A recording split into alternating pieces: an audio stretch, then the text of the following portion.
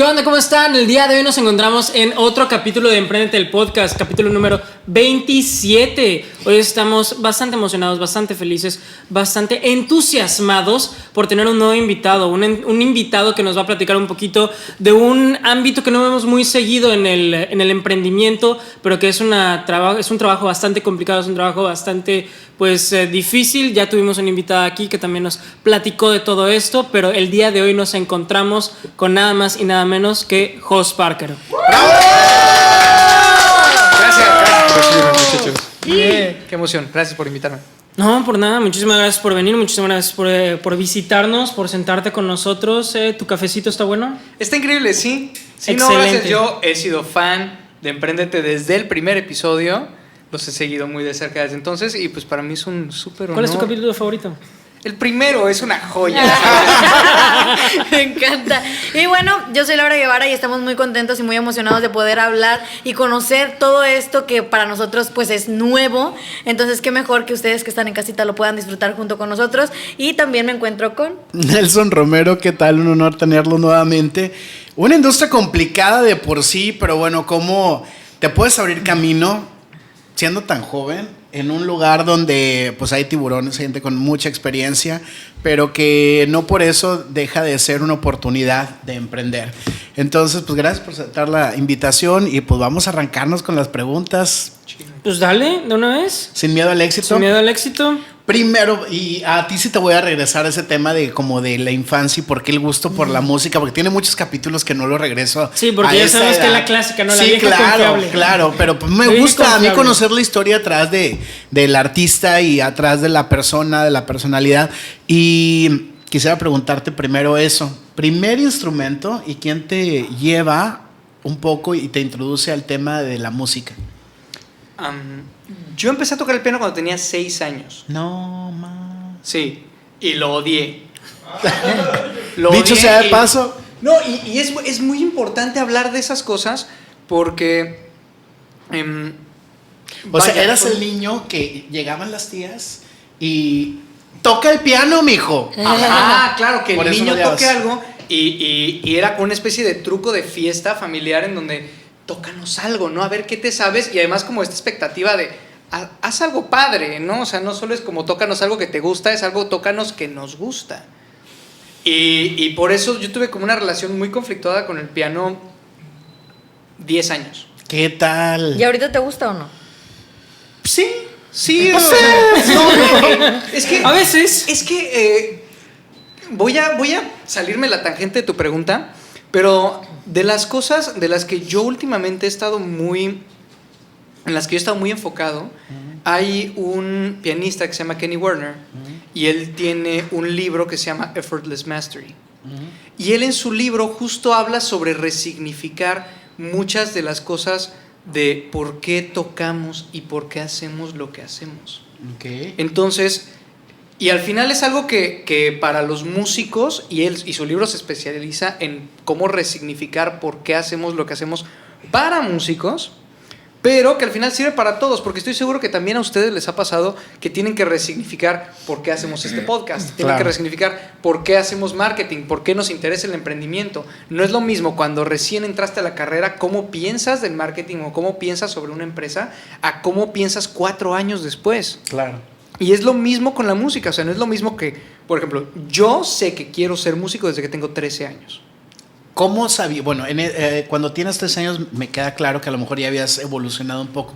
Pero en ese momento, ¿quién te empuja? ¿Alguien tocaba el piano en casa? ¿O tú fuiste el primero que...? Yo fui el primero. A mi hermano y a mí nos metieron casi al mismo tiempo a estudiar clases de piano juntos. Okay.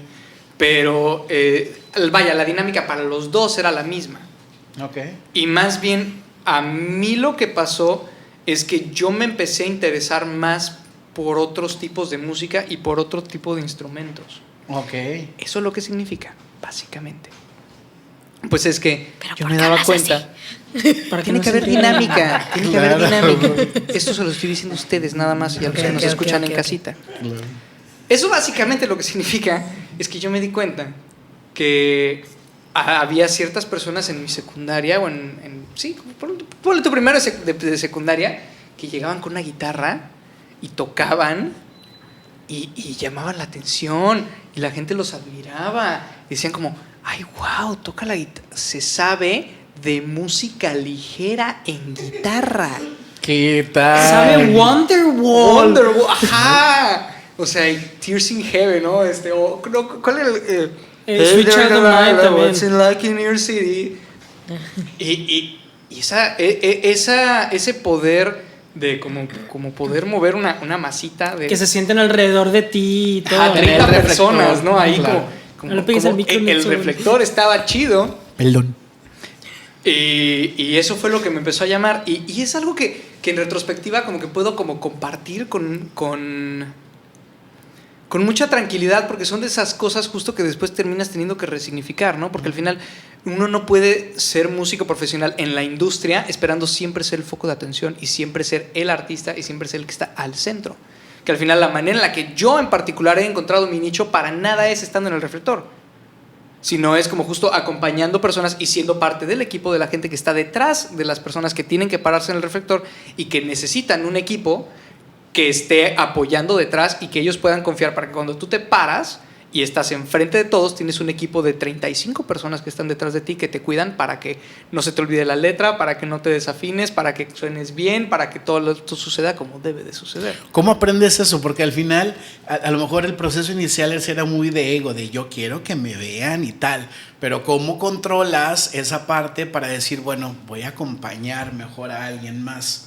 ¿Cómo es el proceso de pues, meter tu ego en una cajita y decir, bueno, mejor te hago que te luzcas? Es una cosa muy bonita porque hay un guitarrista de jazz, o había, ya falleció, un guitarrista de jazz que se llama Joe Pass, y él decía, para ser un gran instrumentista te tiene que gustar más acompañar que solear. ¿Qué tal? Y eso es algo que vaya, no fue a través de su mensaje que lo entendí, pero que justo te das cuenta de que como pianista, por ejemplo, es súper lindo acompañar cantantes. Y entonces, cuando justo alguien más está luciendo y tú te das cuenta de que tú eres el apoyo que está teniendo a esa persona allá arriba y que la estás enalteciendo, es algo muy chido. Y cuando te das cuenta además de que puedes como tener agrupaciones en donde tú no tienes que ser el delantero todo el tiempo, claro. ¿Sabes? Si no, pues de repente, ¿sabes qué? Yo me voy atrás, yo estoy defendiendo, tú ve y lúcete y ve y corre y salta y brinca y Hace haz todas tu las show. maromas que tengas que hacer. Exactamente, y alguien tiene que estar abajo deteniéndote, porque si todos estamos saltando el trampolín, ¿quién va a estar abajo para cacharnos? Exacto. Y eventualmente llega tu momento y haces tu numerito y está bien chido, pero si los cuatro habláramos al mismo tiempo, este podcast no tendría sentido. Claro. Claro. Tienes toda la razón. Oye, y también me intriga a mí saber, por ejemplo, ya cuando dices, ¿sabes qué? Pues me quiero dedicar a esto. Si pasó en algún momento que personas cercanas dijeran, oye, no, ¿sabes qué? No va a jalar, no esto, no el otro. O todos estuvieron de acuerdo al principio. No, sí sucede. Vaya, mi bisabuelo fue pianista clásico, fue director del conservatorio. El nombre, el maestro Amparán, tiene cierto peso entre las personas que están involucradas con la vieja escuela del Conservatorio Nacional de Música. Y sucede algo muy, muy curioso, porque él se encarga de educar y de alguna forma hasta a condicionar a su familia a ser muy musicales. La familia por parte de mi papá es una familia sumamente musical, pero que nunca se les permitió dedicarse de manera profesional. ¿Es neta? Es muy en serio. O sea, tu abuelo músico, Mi pero bisabuelo. tu bisabuelo. Ah. Pero, ¿y tu papá no? No, mi papá decidió tener un empleo que fuera estable, que le dejara como mantener una familia, que le permitiera tener como una seguridad, y se volvió golfista profesional. ¿Qué tal? O sea, Muy ¿qué seguro. tal? ¿Qué ver? Pues no, pero al final yo creo que y eso es como de las cosas que puedes mencionar también en retrospectiva o admirar, realmente admirar. Que es decir, como... Pero le gustaba a él No, la le encanta música. y al final... No, a mi papá le gusta la música y crecimos en una casa con ¿Toca música. algún instrumento? Mi papá toca la guitarra. Y yo aprendí a tocar guitarra robándome sus guitarras. Bueno, ¿Neta? tomando las prestadas, sí. Pero más bien es que vengo de un legado de gente que siempre se dedicó a lo que amaba. Y que en el fondo eso es lo que yo crecí viendo. Yo crecí viendo a mi papá ir al club de golf porque eso era lo que él entendía que era lo que tenía que ir a hacer, porque era como Lo que le movía. función en la vida era ser golfista. Oye, pero qué chingón, porque imagínate el ejemplo, ¿no? O sea, a lo mejor, no sé, tus hijos no se van a dedicar ni a la música ni al golf, pero van a seguir su sueño. Y es una educación bien cabrona, porque no todo el mundo tiene esa oportunidad. Eso es lo ideal. Pienso mucho en mi padre en la oficina siempre. Cheers. Saludos. Con café. ¡Saludos! Saludcitos con mucho café. Y Oye, agua. pero a ver, tu papá, pero tu bisabuelo músico, tu abuelo. Mi abuelo no, mi abuelo sí él sí era un emprendedor con mentalidad de tiburón, bro. ¿Qué hacía tu abuelo? Ellos estaban involucrados en productos de agroquímicos. O sea, nada que Nada que ver ver. una cosa con una generación con la No, otra. Y digo, y sí hay Pero, gente. pero son del mismo lado, o sea, tu bisabuelo, el abuelo y esta persona. Sí, ahorita estoy siguiendo una línea directa de papá. parientes. Ajá. Ok. Pero es. Wow, acabo de perder el hilo. Es el café. Sí, totalmente. ¿Qué se dedicaba tu abuelo?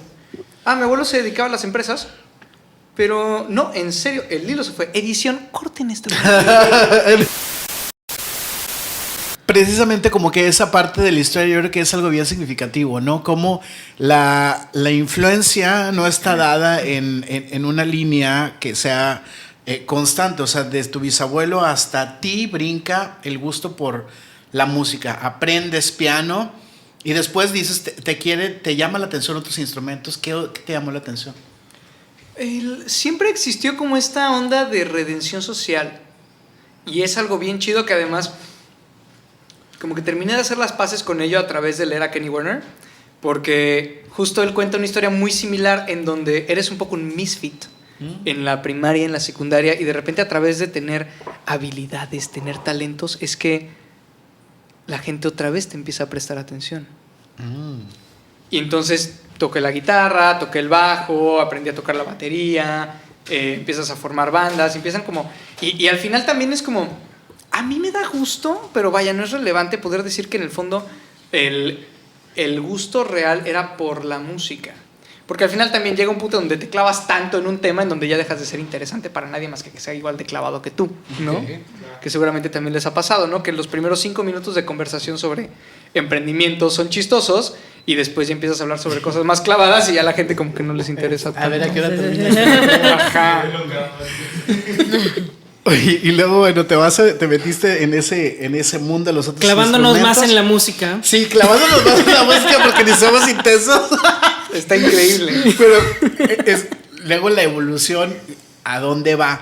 Porque, pues bueno, como que no venía el caso. No viene el caso en esta dinámica familiar que me cuentas, que alguien te diga, no chingues, no te dediques a la música.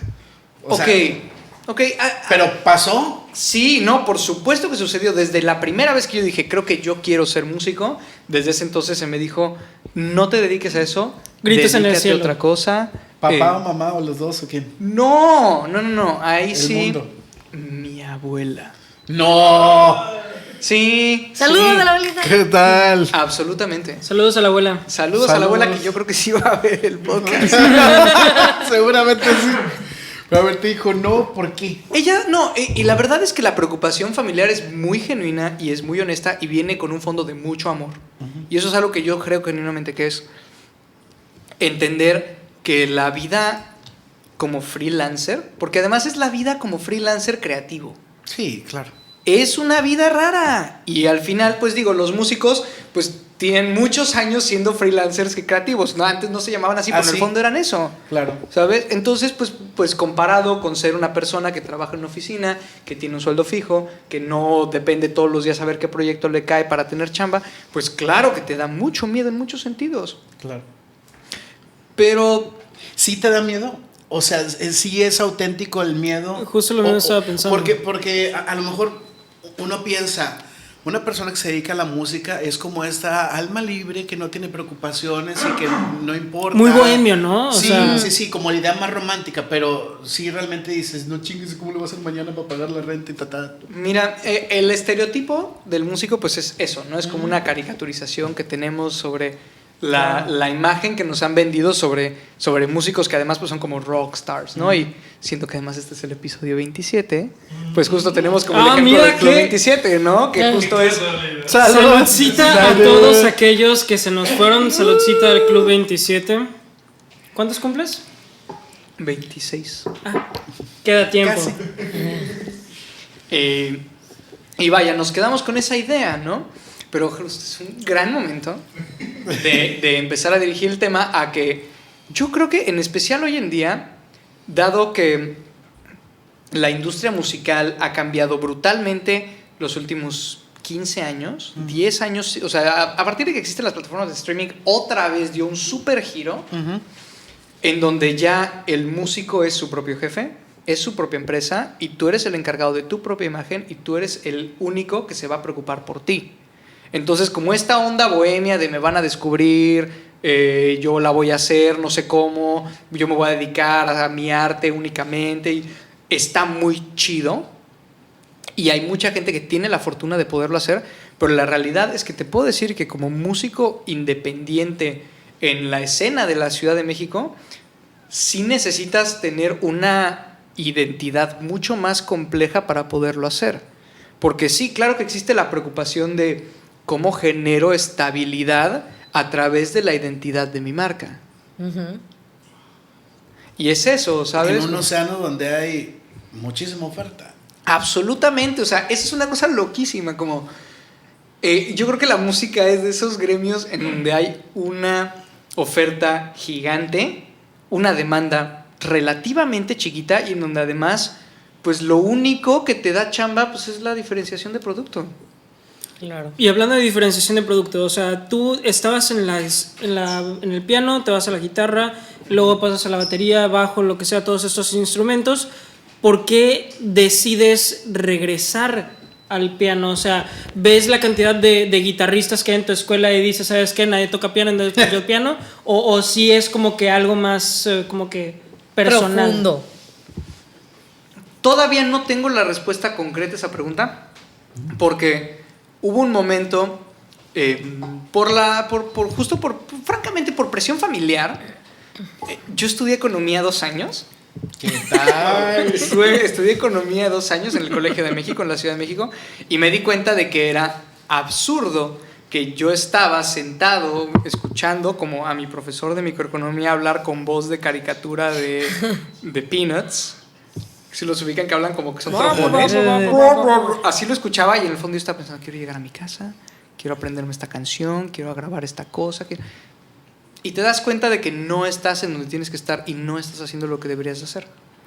Y cuando dejo economía y decido volverme músico, para mí no cupo duda que tenía que ser pianista.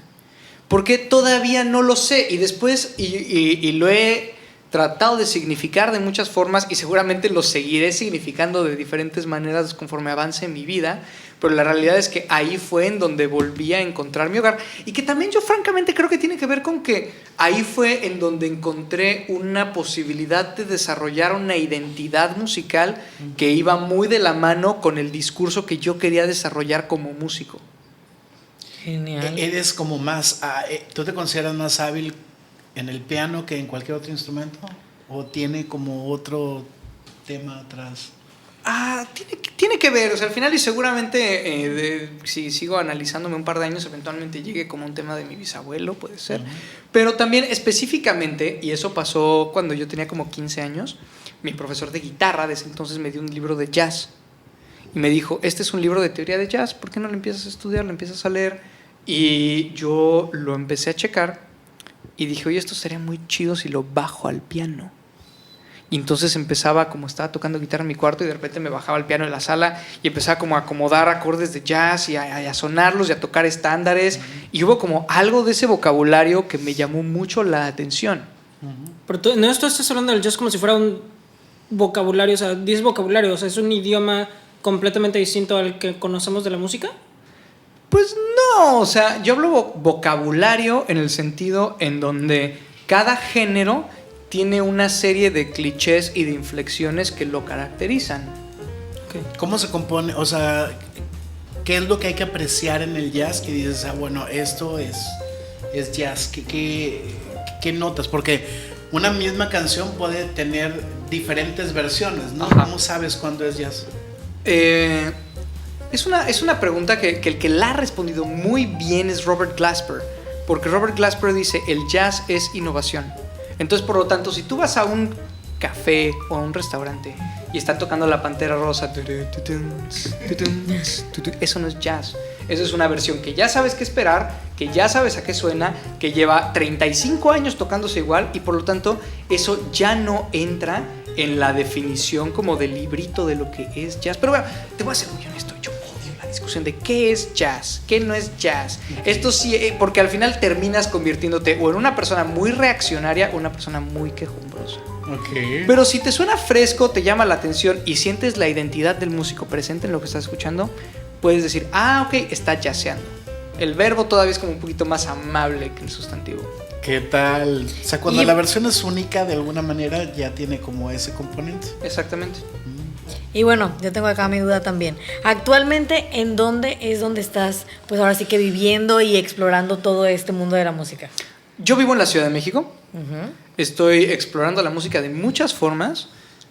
Creo que de las cosas importantes que vale la pena como aclarar es que en muchos de mis trabajos, o lo que me hace relativamente notable ante sociedad, o las chambas que tengo que hacen que las tías digan como, mijito, ya le está yendo bien, mira, ya tocó en el DVD de Faye, mira, ya estuvo en el Pal Norte con Belinda.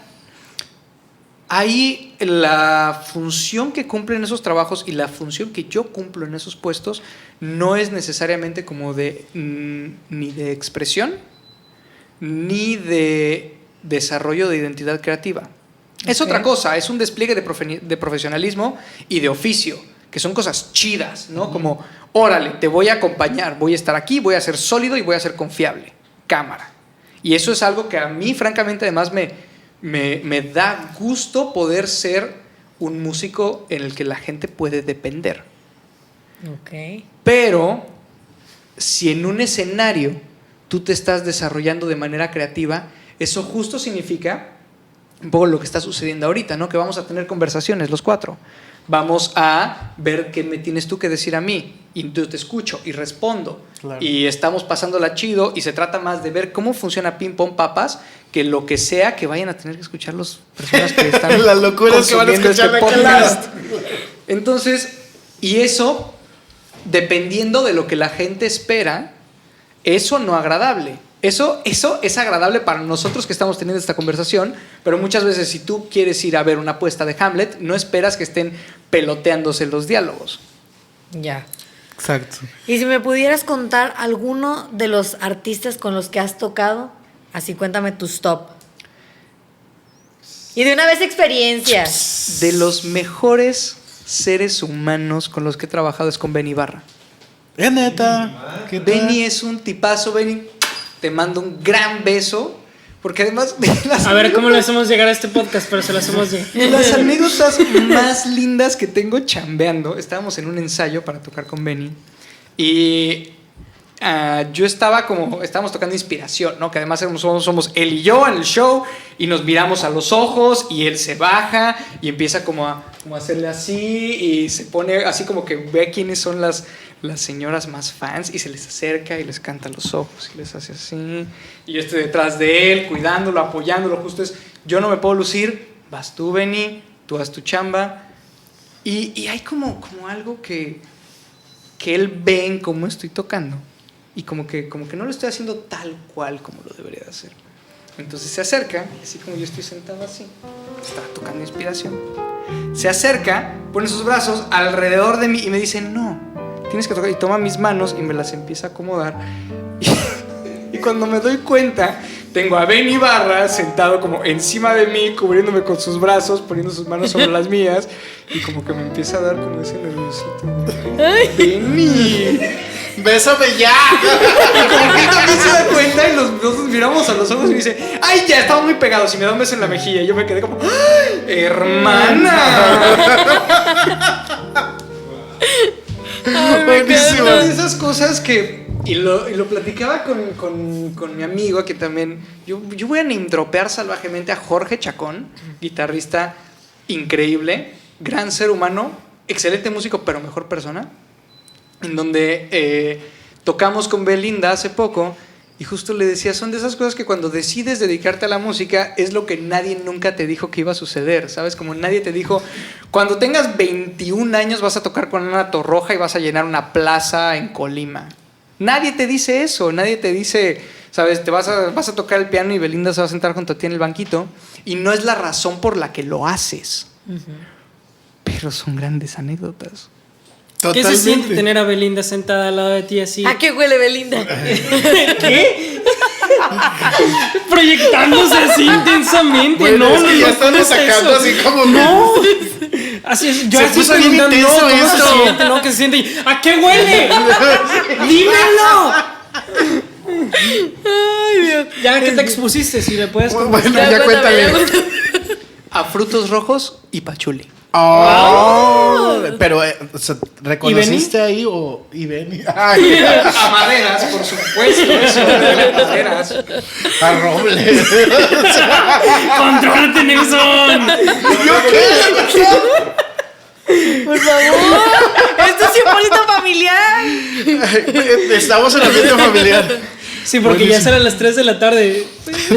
Claro. Entonces ya es horario familiar. Pues, Estoy empezando a admirar el editor que tienen en este podcast. Claro, porque todo lo que no se ve detrás de cámaras. Vamos a hacer un Untucked, ¿no? En algún momento. Buenísimo. Muchísimas experiencias seguramente, pero en tan poco tiempo. Porque aparte, pues tienes ese contacto y dices, bueno, esto es como un oficio. Sí, está chingón, pero ¿estás de acuerdo que no cualquiera a los 25 años ya ha tocado con toda esa gente? Y ¿cómo le haces? Porque aparte tú eres tu manager, tú eres quien se encarga de todo, tu marca. Y al final, para tener esos conectes, porque yo creo que hay mucha gente ahí que se está preguntando, ala, pues yo toco chido, me gusta, me quiero dedicar a la música, pero yo no tengo suerte y para mí no va a ser fácil tener esas oportunidades. ¿Sí es suerte? Que tienen. Si es suerte, ¿cómo funciona? ¿O qué O has uno hecho crea tú? su suerte. Que se Mira. sabe que Ahí te va. Yo sí me considero una persona sumamente privilegiada en la cantidad de oportunidades de trabajo que he recibido. He tenido muchísima suerte de conocer a muchas personas que han confiado en mí, que me han adoptado. Una vez más, quiero mandar un gran saludo a Agustín Ayala, que es un pianista de la Ciudad de México, excelente, una persona que quiero muchísimo, que ha confiado en mí muchísimo y que muchas veces él ha sido el que me ha dicho, ¿sabes qué? Yo no voy a patear este gol, vas tú. Y me lo avienta y me la pone de pechito y pues lo único que me queda hacer es patear y esperar que anote.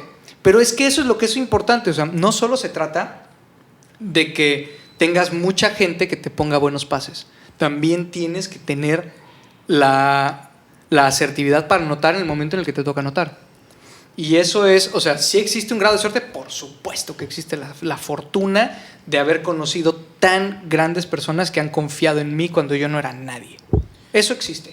Pero también, pues uno tiene que ser confiable, uno tiene que llegar y saberse las canciones y tocar bien y tener un buen sonido y tener presencia escénica, que si te ponen los reflectores, tú levantes la cara y que si se te acerca Ana Torroja y te enfrenta, tú también salgas y no te hagas chiquito.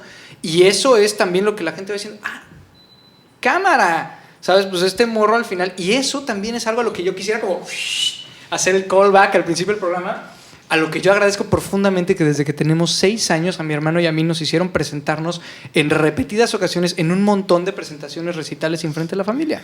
Los escenarios ya no me dan miedo.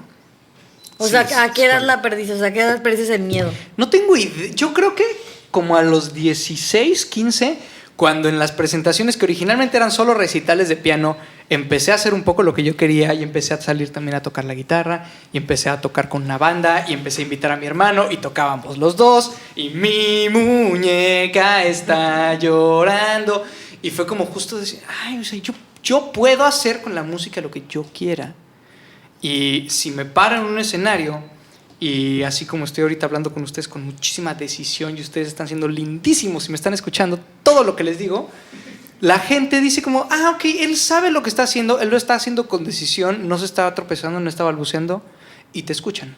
Si tú levantas la voz, la gente te escucha.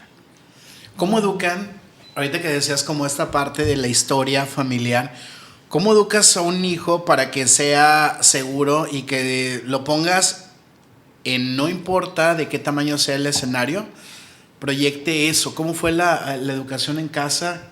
¿Qué te decían y cómo te empujaban para ser esa persona segura que al final dice, chinga su madre, ahí voy? No lo hicieron muy bien. Yo creo que sí lo hicieron muy bien, no mames, de dónde estás sentado, con quién has estado. Y pues bueno, yo creo que el chiste se cuenta solo, pero a mí me gustaría saber cómo eran los regaños de, órale, mijo, usted puede, porque aparte, pues, del norte, ¿no? Una cosa Mis así. papás no son del norte. ¿Tus papás no son del norte? No, Ok. no, mis papás crecieron, son del sur de la Ciudad de México, los dos. ¿En serio? Sí. Por eso también es que yo no tengo tanto acento, pero luego vamos a eso. Digo, al final creo que de las cosas que se me quedaron es que con el tiempo vas teniendo que aprender a que la diferencia entre el piso y el escenario son escalones. ¿Sabes? O sea, y no lo digo como en esta metáfora de vas caminando poco a poco. No, al contrario, es como, o sea, si tú quieres en un festival pasar del público a unos escalones, pasas una bardita, subes 4 escalones, pac, pac, pac, pac, pac, hay un stage que te prende una lamparita y ya estás del otro lado. Es lo mismo, llegas caminando. Y te subes a una camioneta y te vas a tu casa y es como, y eso es de las cosas que me pareció más lindas de la película de Soul. ¿Ustedes ya ven la película de Soul? Yo no la he visto. Sí. Muy bueno. No quiero arruinarla demasiado porque siempre es de Sí, mal gusto arruínala. ver las películas. Pero vaya, al final la historia trata de un músico que se muere y está en el Aferrado. afterlife y dice, yo no me puedo morir porque tengo que llegar a mi toquín. Y toda la película trata sobre el desmadre que es regresar a la tierra para ir a su bendito toquín. Y va a su bendito toquín, toca increíble y después está fuera del lugar en donde tocó. Y es como, ¿Y ahora qué sigue? ¿y ahora qué? No, después de que pasó todo esto, ¿ahora qué? Y le dice su jefa, nada, venimos y lo hacemos otra vez. Ese es nuestro trabajo. Y es un poco lo mismo cuando entiendes que esto de estar al frente, de estar en un escenario, de esa es mi alarma para que me vaya a dormir, edición. Para responder de manera breve tu pregunta, al final el escenario y el público están separados por escaloncitos. Y es cuando te das cuenta de que tú eres una persona más, de que al final cualquier artista se baja del escenario, se sube a una camioneta y se va a su casa, que te das cuenta de que todo mundo tiene como en ese momento la posibilidad de subirse, que no te hace más, que no te hace menos, que solo es como en este momento te vamos a prestar atención a ti y después ya no, y no pasa nada, y todos podemos ir peloteando y entonces tú de repente podrás platicar o de repente me podrán hacer una pregunta y escuchamos, o si de repente se deja de tratar de mí esta entrevista y empezamos a platicar sobre grandes restaurantes en Altamira, podemos hacerlo con muchísimo gusto y no pasa nada, ¿sabes? A mí me encanta tener el spotlight y que me pregunten cosas, estoy soñada, pero también no solo puede ser de eso la conversación, podemos platicar de muchas cosas y ya. Tenemos un amigo por llamada que nos pregunta acerca de la depresión post-concierto. Creo que ahí puede haber una respuesta muy chida, porque también habla sobre las expectativas que tienes sobre qué va a pasar después de un concierto. Vuelve, por favor. John Mayer tiene una masterclass que dio en Berkeley como en el 2009. Está rapado y trae una hoodie, como que se ve que estaba teniendo una época medio extraña en su vida. Y él dice, tienes que definir qué significa making it. Y él dice como, define tus expectativas. Entonces él dice, si tú crees que después de sacar tu primer disco vas a ir y vas a cenar en un restaurante increíble en el 15º piso de un rascacielos, y vas a cenar un corte increíble con el dueño de tu disquera y vas a vender 1 millón de discos y después vas a subir al techo y vas a gritar I made it, pues entonces probablemente vas a vivir muy decepcionado siempre. Pero si dices, voy a sacar un disco con mi banda, va a estar chido, voy a vender, no sé, voy a tener 20,000 plays, voy a ir a cenar sushi con mis cuates, vamos a pasarla bien y voy a seguir haciendo música después. Entonces puedes reinterpretar mucho mejor tus expectativas. Entonces, la depresión postconcierto puede suceder de muchas formas y le ha pasado a mucha gente, ya sea porque de repente ese concierto significó muchísimo durante mucho tiempo para ti, que voy a aprovechar para hacer un shout out al Monstruo Son los Otros, que acabamos de grabar un concierto en vivo desde el Teatro de la Ciudad, Vámonos. que fue un concierto que tomó 9 meses prepararse. Neta. Fueron 9 meses de preparación de arreglos, de vestuario, de luces, y todavía sigue trabajándose y va a salir y es un concierto. Y al final es cuando te das cuenta de que eso, de que estás compactando 10 meses, 12 meses, una vida entera de trabajo en algo que duró Un 2 bebé, horas. básicamente. Claro, das a luz, por supuesto que cada que sale un disco das a luz. Y está bien, pero también tienes que entender como qué esperar. Okay. Y es eso, decir, pues al final puede que para mí sea importantísimo, pero pues para empezar, ¿cuáles son las limitaciones físicas del foro? ¿Cuánta gente puede ir? Claro. Por lo tanto, pues o sea, si voy a presentar mi disco, que es una cosa importantísima para mí, que tiene canciones que para mí significan un chorro, y las voy a presentar en un forito que tiene 50 personas, pues tienes que entender que al final la presentación de tu disco es una presentación para 50 personas. Sí. Y que para ti es muy importante, pero que seguramente para empezar, y eso es algo que yo tuve que aprender de manera a la dura, sacar tu disco, sacar un disco, subirlo a Spotify, ahí está, no te hace nada. Si no tienes detrás de ti una campaña, si no tienes detrás de ti una buena página, una buena distribución, un buen placement en playlists, no eres nadie. Porque sacar discos, dar a luz, parir, pues chorro. Ajá, no te hace. Igual y ya eres padre, ¿no? Pero eso no significa que tus hijos vayan a salir al mundo a ser famosos. No, totalmente. Y que cada uno es como un dedo, ¿no? Totalmente diferente. Tiene otras funciones y Sí. características. Y hablando del ámbito ya más personal, yéndonos a ese lado, ¿cómo es la vida de alguien que está en ese mood en cuestión de poderte relacionar con alguien? O sea, el tener una pareja, porque siento que a veces es complicado el hecho de tener a alguien cuando tienes algún negocio porque estás como súper clavado en esa idea, bla, bla, bla, pero también estar como del otro lado en todo lo que ustedes tienen que hacer, proyectar y planear, etcétera, que ¿cómo es eso? Yo soy un pésimo ligue. Lo quiero decir públicamente y ante presencia de medios de comunicación. Yo soy un pésimo ligue.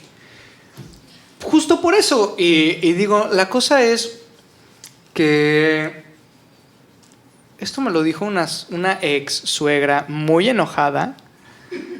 Que Saludos a la ex suegra. Saludos. Esperemos que no. no, a ti no. Y ella decía que el problema con salir con artistas, y deberíamos de resignificar muchas de estas cosas, pero que al final, para muchos de nosotros, la prioridad sigue siendo nuestra carrera. Y en muchas situaciones le vamos a dar prioridad a nuestro trabajo que a nuestras relaciones personales. Y eso no tiene que ver exclusivamente con músicos. Eso más bien tiene que ver con personas que son su oficio. Y eso es algo que también he entendido después de mucho tiempo por juzgar a mucha gente que no tiene que ser su oficio, ¿sabes? O sea, igual y tú eres un gran programador, ¿no? Pero no eres tu oficio.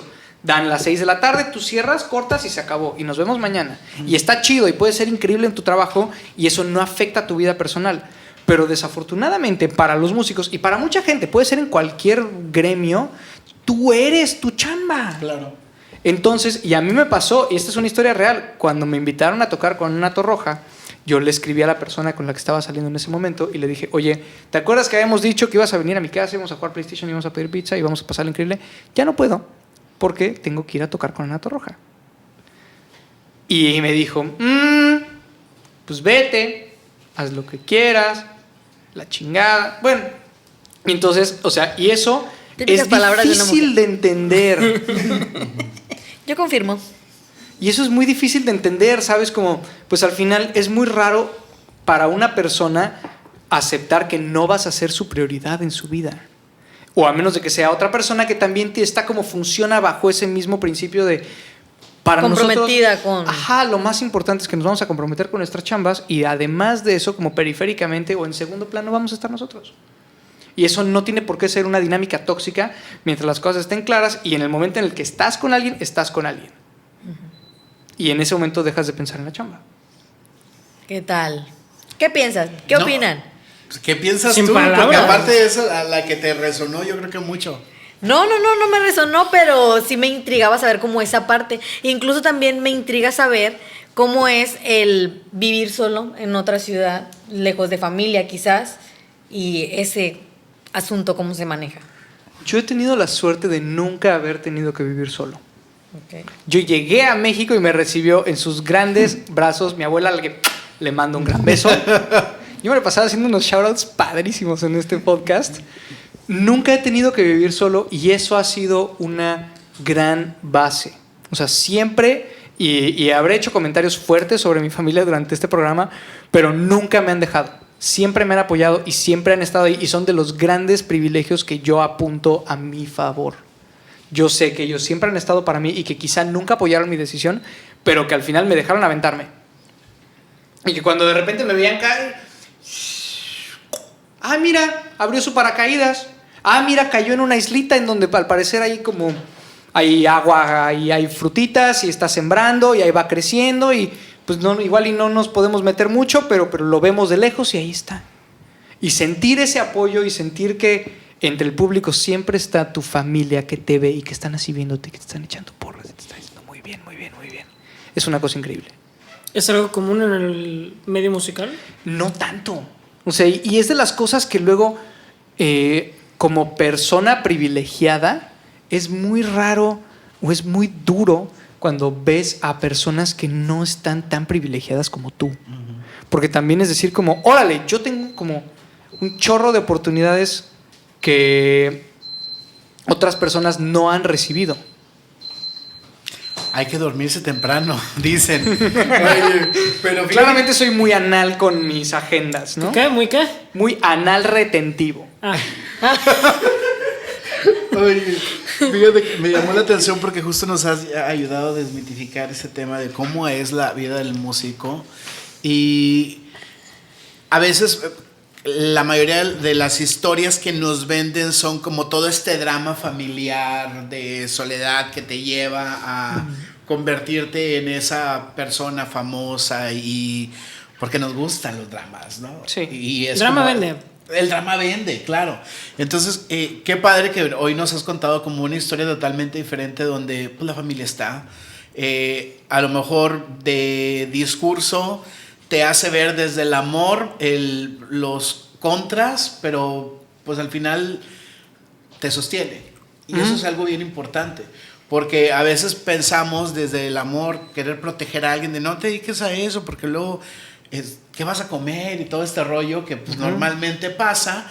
Y creo que estamos equivocados porque creo que es importante que cada quien siga su pasión. Hay que pagar facturas, hay que renunciar a cosas, hay que postergar o hay que adelantar, quizá dependiendo de las prioridades que muchas veces pues, es el trabajo. Pero que yo creo que hay una gran lección de vida para ti que te quieres dedicar a la música y que a lo mejor pues, no sabes por dónde, sí se puede y sí, yo creo que tienes como esa convicción y esa determinación para hacerlo, se puede lograr. Y mira, bien joven y ya tocando con tantas. ¿Tu artista favorito? Cuéntanos. La persona en el medio que tú más admires. Son preguntas distintas, pero yo creo que de las personas a quienes más admiración les tengo, porque me parece que son personas que son creativas, que tienen identidad, que son consistentes, que les pasan muchas cosas en su vida y que aún así logran como mantenerse y que pueden vender yo voy a hacer lo que yo quiera y su público les dice, órale va.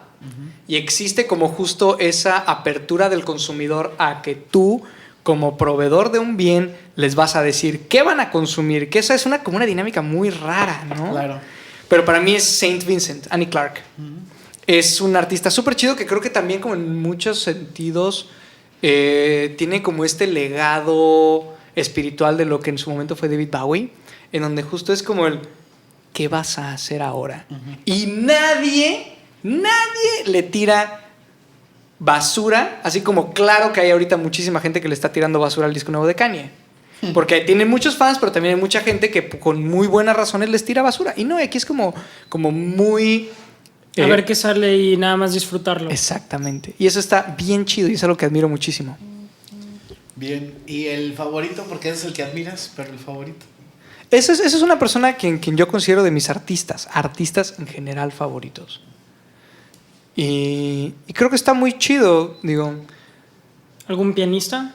Hay muchos pianistas que me gustan mucho, pero desafortunadamente, y lo digo de forma muy honesta, todavía me falta por encontrar a alguien a quien pueda admirar tanto como por su fortaleza artística como por su estabilidad como persona. Ok. Y eso es algo que para mí es como bien raro, ¿no? Decir como, me encantan estos músicos, ¿no? Me encanta Bill Evans, me encanta Robert Glasper. Y luego de repente ves videos de Robert Glasper freestyleando ebrio en un aeropuerto sin camisa y dices como, está chido, pero no sé si yo quiero eso para mi vida, ¿sabes? Y es que es difícil mantener como ese equilibrio, ¿no? Entre el artista, pero la persona. Y hay algo que se pierde porque al final del día, a veces lo que enseñas es un personaje. Absolutamente. Y dejas de ser como esta... Sales del escenario y es alguien más. Sí, exacto. Sí, eso es muy real. O sea, los personajes existen. Y creo que en medida en que tú aceptas tus personajes te empoderan. Uh-huh. Y eso está chido, ¿no? O sea, pero en la vida misma, no nada más en la música. Absolutamente, o sea, y vaya, o sea, yo puedo verlos a ustedes como una cosa es cuando ya estamos en cámara y están abiertos los micrófonos y estamos grabando, y otra cosa es la conversación que vamos a tener después, y es perfecto, porque al final tú tienes que de alguna manera enfocar el producto para que la gente lo pueda consumir. Y eso está muy bien. Pero el problema es cuando tú dejas de decidir en dónde está la línea del personaje, qué hace el personaje y qué tienes que hacer tú como el manager de tu personaje detrás del personaje para que eso no se te salga de control. Claro. Yo, por ejemplo, saliendo de aquí voy a decir, ¡eso, Tilín! Oigan, pero bueno, entrando acá, ¿qué le dirías tú a las personas de Tampico que quieren salir como de esa zona de confort quizás en que están pues aquí en su ciudad y demás y quieren irse hacia otros lugares y pues buscarle fuera? ¿Qué les podrías decir tú? Creo que lo más importante es crear relaciones honestas con otras personas. Está muy chido que toquen bien, está muy chido que tengan una propuesta musical, pero también es muy importante que la gente te tenga un aprecio y un cariño a ti como un artista. Y hoy en día existen, y vaya, yo creí que íbamos a hablar de esto mucho más, pero hay como una democratización tan brutal de qué tan fácil es producir música en el siglo XXI, que tú sin ningún problema puedes hacer tu disco y se lo compartes al mundo, y ya no solo se trata de decir, pues tengo este disco de electrocumbia que quiero vender aquí y ver si toco en Altamira y ver si toco con los aliens en la playa, sino decir, ¿sabes qué? Pues hay un mercado brutal en Colombia, ¿sabes qué? O voy a moverme y vamos a tocar por los pueblitos de la frontera de Estados Unidos que también consumen muchísima cumbia. Y entonces, pues tú tienes que buscar hacer amistades allá y les puedes escribir, puedes investigar a ver qué disqueras existen en mis nichos en donde yo debería de estar presente, qué tengo que hacer, subes TikToks, tienes presencia en redes y eso te ayuda muchísimo a entablar relaciones reales con gente que esté interesada en consumir tu producto. ¿Tú cómo te mueves como músico para tratar de conseguir pues esas mismas referencias, ¿no? O sea, estas mismas gente que tú dices, o sea, estas personas confiaron en mí y me dieron la oportunidad. Tú, personalmente, ¿cómo hiciste estas tablas con esas personas? ¿O cómo los buscaste para que ellos también tengan como que algunas formas de empezar a buscar a esas personas que también los pueden apoyar a ellos?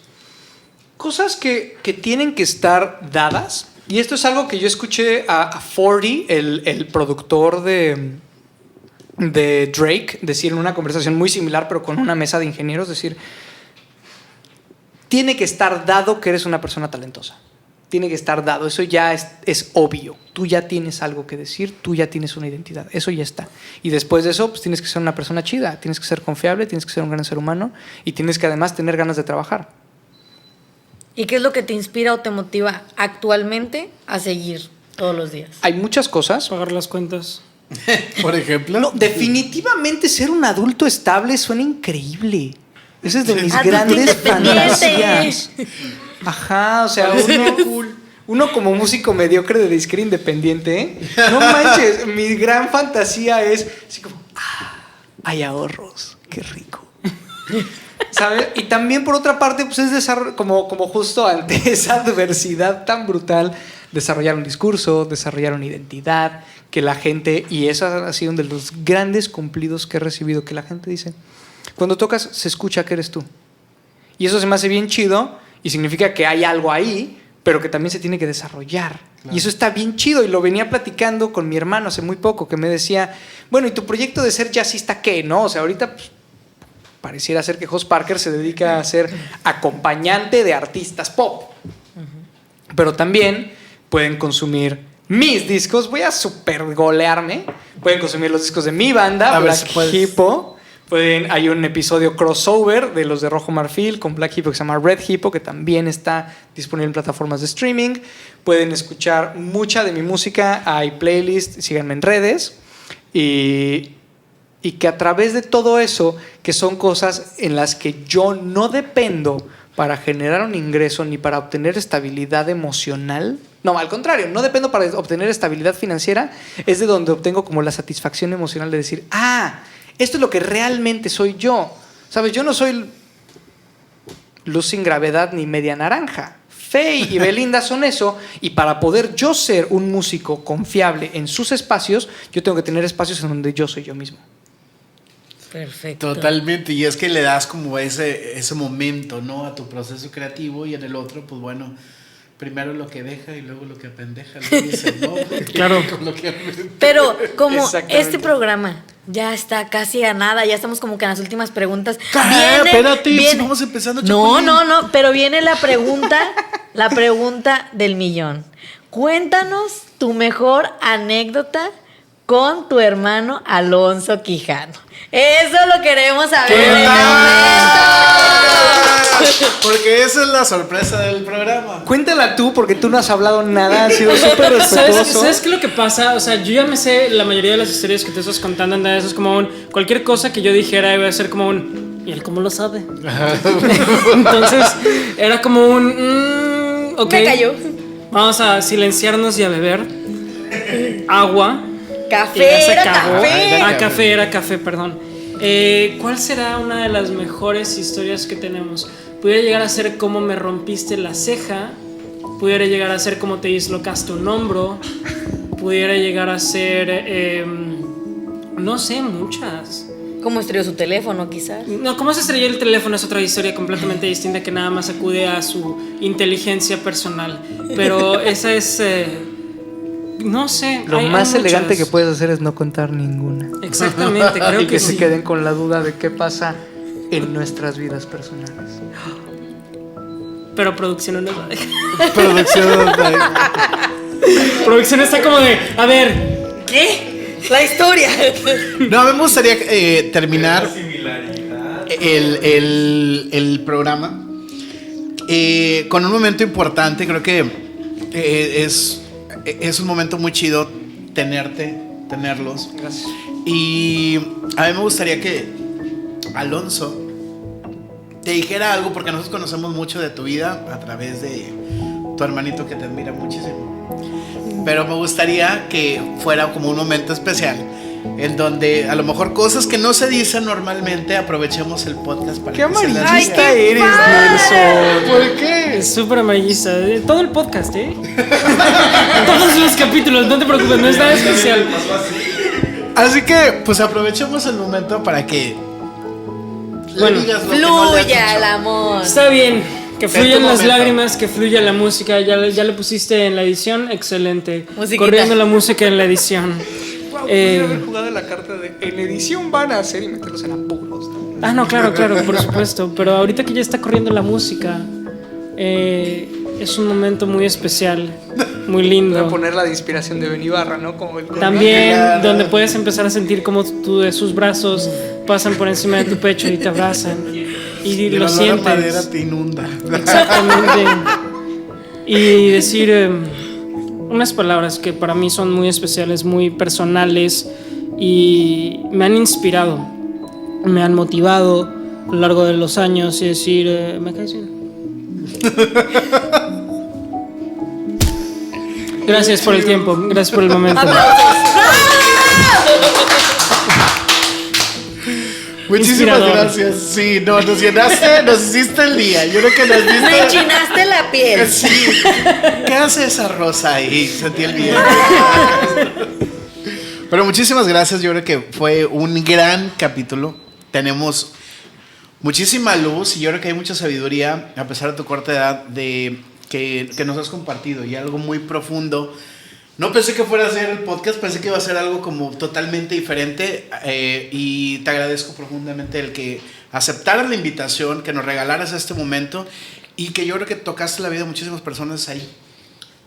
A veces no nos damos cuenta del impacto que tiene, los números, los testimonios, los comentarios al final del día van a hablar por sí mismos y pues esperemos que nos permitas en otra ocasión tener la parte 2. No, del encantado. Porque nos quedamos con 1000 preguntas y nada más porque Bueno, se pues, acaba ¿qué el precios programa. tiene? Pero No, yo quería hablar sobre branding personal y pregúntenme de cosas como yo pensé que íbamos a hablar como de Pero eso lo mercadólogo. tenemos en todos los podcasts con Alonso Quijano. Entonces, bueno, hablemos de cosas diferentes. Y bueno, yo creo que hay un momento siempre especial en el podcast, que esta ocasión ya sí va la versión en serio de el regalo de parte de la producción de Emprendete y buenas palabras de tu hermano. Tienes un regalito de parte de Emprendete. Espero que no lo hayas roto ahorita que le diste. No, no se rompió. Tienes que abrirlo. Tiene un burrito para representar El burrito sabanero. todos este arduo trabajo. Yo iba a irme por el lado inteligente, pero no, me voy a ir por el arduo trabajo de las mulas necias. Me gusta, Sí, me identifico. sí, claro, Me por identifico. supuesto. Jos la Mula Parker. ¿De dónde nace Jos Parker? A ver, cuéntanos, Antes de que platícanos. veas el... Ya lo Ya vio, lo vi. pero ya lo vio. Ya lo vi. Porque en la secundaria me parecía Peter Parker. No es broma. Pero de Y Tobey el Maguire. host. Ahora Sí, sí. es el único Spider-Man que reconocemos en esta cuenta. Ok, alguien no va a dormir en esta casa. ¡Sácalo! Pero ahí dice.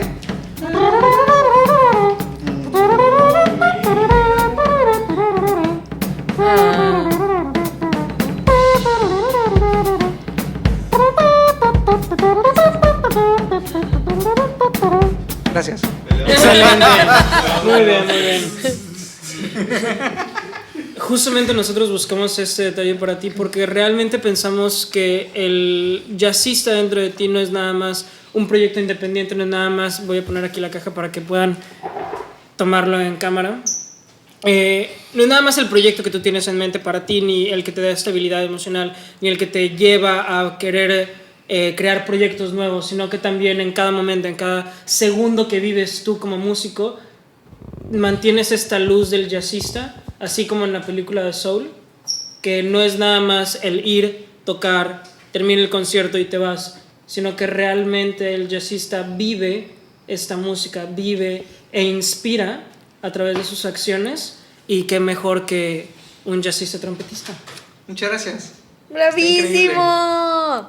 Y pues bueno, obviamente, cuéntanos tus redes sociales, cómo te pueden encontrar. Yo en Avídate redes todas. soy @JosJosParker. Pueden seguir a mi banda que es @ThisIsTheBlackHippo. Vamos a tocar en la Ciudad de México. ¿Cuándo sale este programa? En 2 semanas.